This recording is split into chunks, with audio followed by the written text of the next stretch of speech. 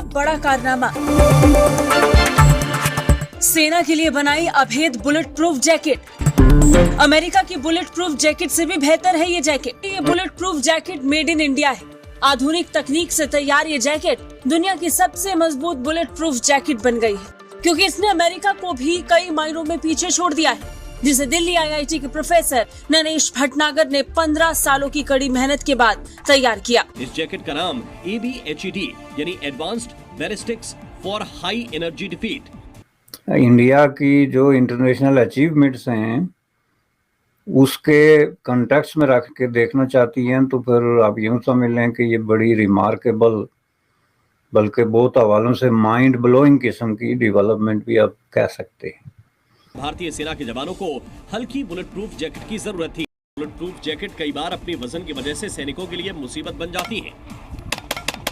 Bullet proof के वजन से उनकी तेज मूवमेंट में मुश्किलें पैदा होती हैं।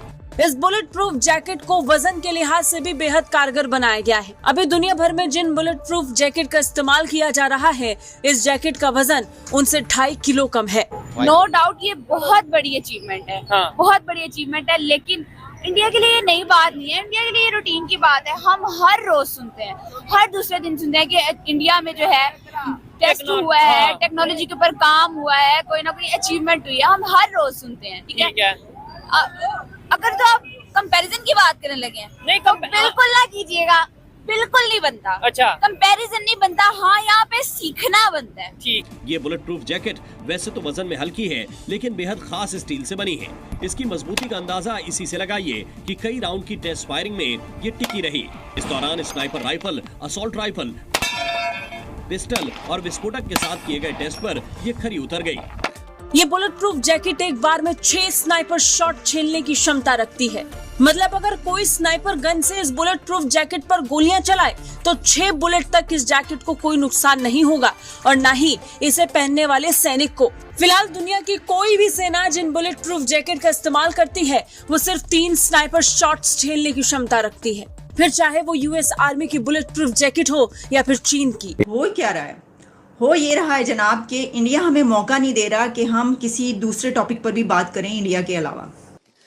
इसमें 13 shots AK-47 hard and steel core के लगे हुए हैं और कोई परफोरेशन नहीं है, और इसका बैक फेस अगर आप देखेंगे तो मैक्सिमम 10 mm आया है, जबकि 25 mm की हमारे पास गुंजाइश होती है। तो ये कि इंडिया जो है वो सबसे आगे टेक्नोलॉजी में, क्योंकि हमारे पाकिस्तान में भी जितनी मोस्टली ऐप्स अच्छी यूज़ होती हैं, फेसबुक नहीं कह सकते, ट्विटर वगैरह जितनी भी अच्छी ऐप्स कह सकते हैं, वो सारी इंडिया के मतलब उन इंडिया ने बनाई है, उनके सारे ओनर्स हैं उनसे, जिसकी वजह से इंडिया में टेक्नोलॉजी ऊपर। इस made in India bullet proof jacket की खासियत है कि स्नाइपर गन की 6 गोलियों का इस जैकेट पर कोई असर नहीं होगा।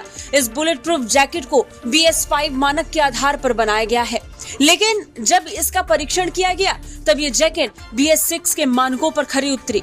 और सबसे खास बात ये कि इस जैकेट का वजन दूसरे बुलेट प्रूफ जैकेट की तुलना में करीब 2.5 किलो कम है, यानी कि इस made in India bullet proof jacket को पहनना और भी आसान है। इसकी खासियत ही इसे सबसे अलग बना रही है। ऐसे में उम्मीद है कि बहुत जल्द ही दुनिया की सबसे मजबूत ये बुलेट प्रूफ जैकेट भारतीय सेना की क्षमता को और बढ़ाएगी।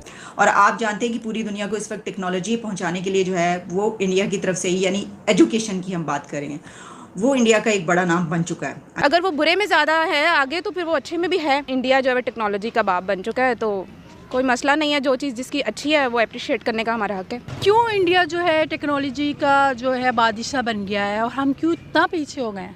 क्योंकि जो इंडिया है उनमें एक सिस्टम डेवलप हुआ है। किसी भी ऑपरेशन में बुलेट प्रूफ जैकेट जवानों की सबसे खास साथी होती है। एम्बुश होने या निशाना बनाए जाने पर यही जैकेट जवान को बचाने में अहम रोल अदा करती है। इंडिया जो है टेक्नोलॉजी की दुनिया में हमसे बहुत आगे निकल गया है, तो क्या कहेंगे आप इस पे? असल में वहाँ पे फैसिलिटीज़ ज़्यादा हैं, यहाँ पे हमें फैसिलिटीज़ भी ज़्यादा प्रोवाइड नहीं करते। दूसरी बात, सबसे बड़ी चीज़ यहाँ पे जो गवर्नमेंट है वो आपको पता ही है कि एक दूसरे के साथ मतलब सियासत झाड़ने में लगी हुई है, लेकिन हम सिर्फ बातें करने में आगे हैं। तो इंडिया क्या बन चुका है?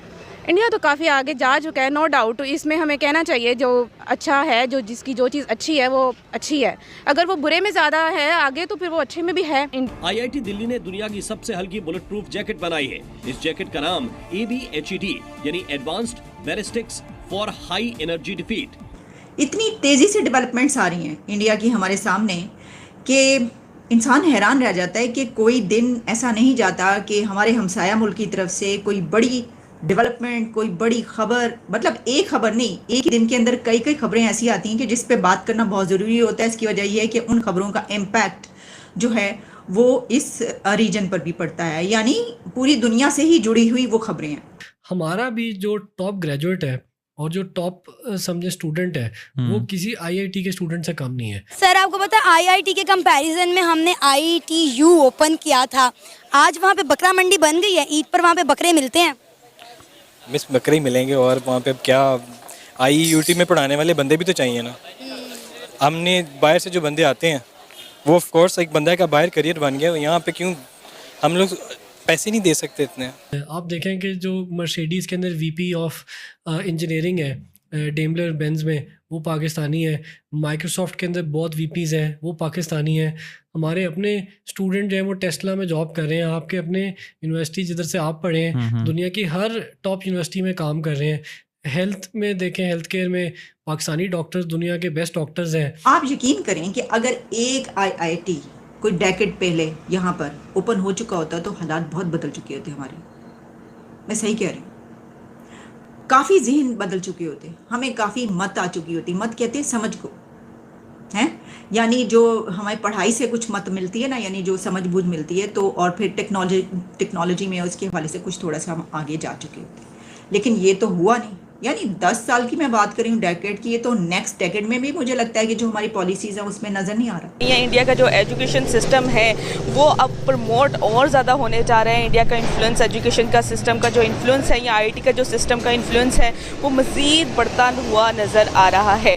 इस हिसाब से पता चल रहा है कि इंडिया का जो एजुकेशन सिस्टम है और आईटी सिस्टम जो है वर्ल्ड का बेस्ट आईटी सिस्टम कहलाया जा रहा है। तो और मैं इंडिया को बहुत ज़्यादा अप्रिशिएट करना चाहूँगी जिस हिसाब से वो वर्किंग कर रहे हैं अपने एजुकेशन सिस्टम पर, अपनी आईटी सिस्टम में और इंफॉर्मेशन एंड टेक्नोलॉजी में अपनी यंग यूथ को बहुत ज़्यादा प्रमोट करते हुए नज़र आ रहे हैं। पिछले 3 सालों में मैक्सिमम ट्रायल्स हुए, डिज़ाइन हुए, आइट्रेशंस हुए और उसके बेसिस पे ये एक सॉल्यूशन प्रोवाइड किया।